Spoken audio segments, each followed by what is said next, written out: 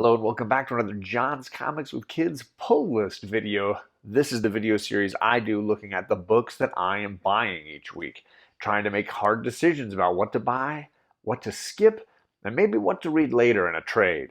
So if you want to see what I'm picking up the week of the 24th of February, stick around and watch this video.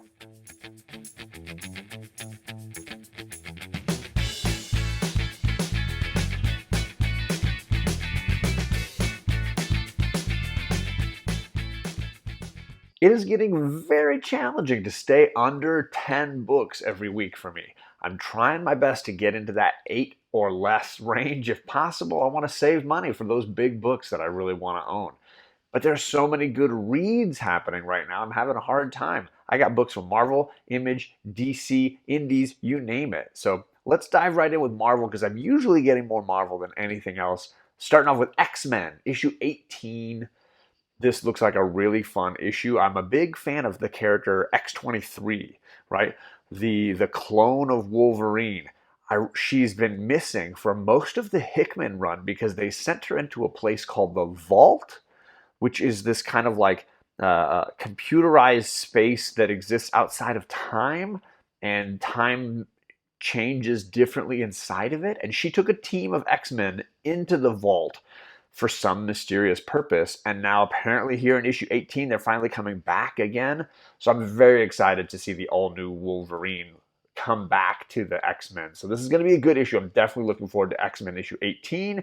There's a bunch of Storm variants for this. So yeah, I am all about it. The Nakayama variant is fire. Finch is doing a couple of cool X-Men variants. So yeah, I am all about this issue. Green light for sure. Also green light for Wolverine. Issue 10, which also has a cool Finch variant. Wolverine's been great. The last issue had to do with an organization that was selling mutant artifacts, including Wolverine's hand with the claws. But Wolverine's got both of his hands and his claws, so what in the world is happening here? They brought the mutant Maverick back into the storyline. So is this related to the Weapon X program? I don't know, but I'm definitely excited to read this, issue number 10 of Wolverine Greenlight. I'm also getting New Mutants, issue 16. They are bringing the Shadow King into this storyline. I've always dug the Shadow King as an X-Men villain. If you watch the TV show Legion, they used the Shadow King so perfectly. Loved that show. So yeah, he's been in the last couple issues manipulating the children on the New Mutants team. What's going to happen when the Quiet Council finds out that this mutant, this evil, villainous mutant, is now infecting Krakoa? New Mutants definitely on the green light list for me. This is a good book. Then that brings King in Black, Return of the Valkyries, issue 3. Man, I've been digging this. I love Jane Foster. I love Jason Aaron writing this. And they had the Sentry as a key sort of pivotal feature in these 3 issues so far. So I'm looking forward to more of this. It's a King in Black tie-in, but it's one of the best ones. It belongs up there with Thunderbolts and, of course, Daredevil, which was so great bringing in the symbiotes in the Daredevil universe. So yeah, I am all about Valkyries. I want to see what happens to Bob Reynolds, the Sentry. I want to see what happens to him in the afterlife. So yeah, green light for Valkyries. And that leaves just one Marvel book, and it's a yellow light. This is Marvel Voices Legacy #1, and it seems to be the African Americans in History Month. They're sort of looking at the great Marvel characters who are African American or Black, different characters from different aspects of the universe, mutants like Storm, Avengers like Black Panther. So they're looking at a whole spectrum of characters. This looks like an anthology, and you know me, I'm not a huge anthology fan, so I'm probably going to skip it. I don't know. But they got a bunch of talented writers and artists doing many different stories, highlighting many different characters. I will say the covers are cool because it's Marvel, and they can pay a ton of money and have a ton of variants. So you're going to see a ton of these Marvel covers that you're just like, wow, the legacy covers are cool. Is the story going to be good? It's such a hard thing to gauge. And right now I'm trying to be smart with my money, so this is probably going to end up getting a pass, despite how cool the covers look. And that's it at Marvel. Let's jump over to DC because I actually have books to buy this week. Two, yes, that's two green lights at DC this week. Of course, I'm getting Batman Black and White issue 3 because I've been enjoying this. Guaranteed each time I buy it that I'm going to have at least one or two stories that I love, one or two that I'm like, and then probably one or two that I'm not a big fan of. I loved issue 1 a lot more than issue 2, but I'm hoping to get back to normal again with issue 3. It's a chance for writers and artists to get to play around. Is it an anthology? Yeah, but it's better than that because they're really pulling in artists who want to play in this black and white media. I've been digging it, man. And you get people like Trad Moore in issue 1 who you're just like, wow, let's just do more of that. So yeah, I'm getting issue 3 here. There's some great covers, but I just like seeing really unusual artists and writers play around in the Batman universe. So yeah, black and white issue 3 is a green light. I'm also going to probably be getting Future State Batman and Superman issue 2, which finishes off one of the only Future State runs I've been really reading. I've had 3 or 4 that I've been trying out. Ben Oliver was doing the interior art on this, and I enjoyed issue 1. I didn't love it. I would say I gave it like a 7 or 7.5, but it's only 2 issues long, so I kind of want to finish it out. So this is the second issue in that storyline. This has to do with some villains in Gotham that are really sort of rampaging wild out of control, including Professor Pig as like a mutated version fighting against Superman. Yeah, I kind of want to check that out. That looks pretty cool to me. So I'm going to be grabbing this. It's the second issue in that 2-part Batman, Superman, Future State. And that's it for the green lights. I got 2 yellow lights to take a look at. The first one is Future State Superman House of L, issue number 1. It's the only issue, and it seems to be, in a lot of ways, the culminating issue of Future State.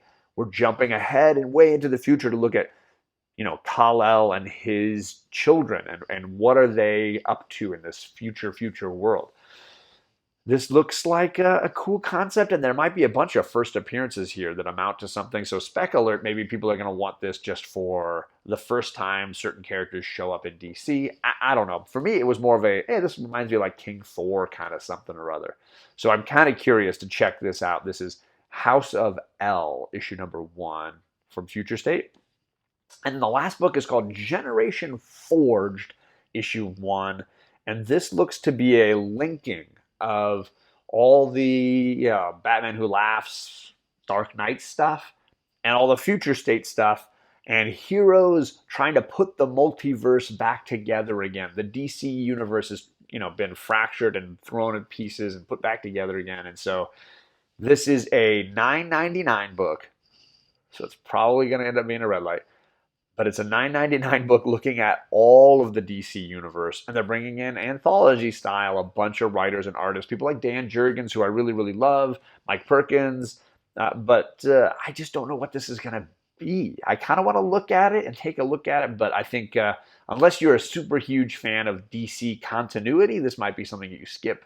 But for those of you that are and want to understand the relationship between the multiverse and the dark multiverse and the, I guess, Future State stuff they're doing and how that all comes together to continue on in DC, this is going to be a pivotal continuity-wise book.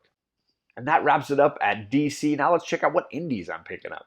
Image is doing a bunch this week, so of course I'm going to be spending money over there on things like Crossover, issue 4 from Donny Cates. This has been slowly getting better for me. I didn't love it the way other people do, but I want to stick through this first story arc, and I know Donny Cates has said there's some big issues coming up. Issue 6 is supposed to be this huge thing, I think. I think that's what I said. But yeah, so I want to check it out. Continuing on, there's some really cool variants this week, as always, some connecting cover variants. But for me, it's just the story, although that issue, the cover A has a great Giant Size X-Men homage. I just really love the concept. I just wish they could continue to dig into how this connects all together and build something kind of fun out of this. So this is issue 4 of Crossover. Definitely going to be getting that. We've got Department of Truth issue 6 also coming out with some really great variants. A new artist is coming in. So this is the second story arc for Department of Truth. I think this is when I'm going to start reading it in trade. So I might be done grabbing the individual issues for Department of Truth. I enjoyed the first arc, but I don't love it as much as everybody else seems to love it. There's some cool twists and some interesting things, but I'm gonna have to see if it piques my interest enough to pay the trade costs moving forward. But yeah, Department of Truth issue 6 is coming out. That's from Image. Image also has a couple of #1s. First up is Stray Dogs. This sounds really interesting. It's the tagline said it's Lady and the Tramp meets Silence of the Lambs. And the artists involved are from My Little Pony. So you put all that together, this blender comes out of the other end. You get like, I don't know, some weird amalgam that could be a lot of fun. There's homages to a lot of great horror movies.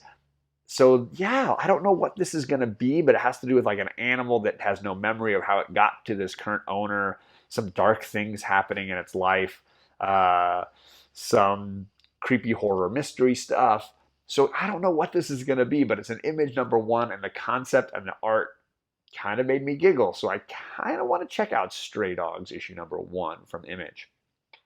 Image also has a book called Two Moons, and this is a period piece involving a Native American, and he is fighting on the side of the Union soldiers in the Civil War, but he's also dealing with his past and some things that he's done that are coming back to sort of haunt him a little bit here. There's a psychological horror element to this story, and besides the history of the Civil War going on here, I just thought that the concept was kind of interesting.